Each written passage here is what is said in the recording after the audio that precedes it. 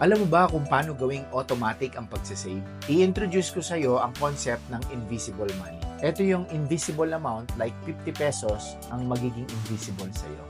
Ibig sabihin tuwing magkakaroon ka ng 50, hindi mo na to gagastusin. Diretso na to sa savings. Halimbawa, 100 yung pera mo tapos may binili ka.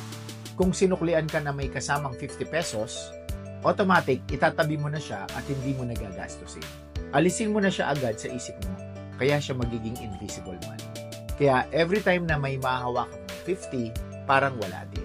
Para siyang invisible talaga dahil diretso sa ipon. Simple lang, di ba? Pero super effective. Imagine kung meron kang 5 50 peso bills, that's 350 pesos diretso agad sa savings mo. Ikaw mag-decide kung alin ang magiging invisible money mo.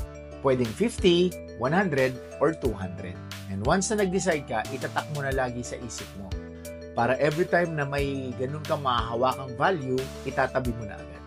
Challenge yourself. Gawin mo to for 1 month. And you will see how much you can save. Ready ka na ba? Ikaw, ano yung napili mong invisible money? Share mo na sa comments.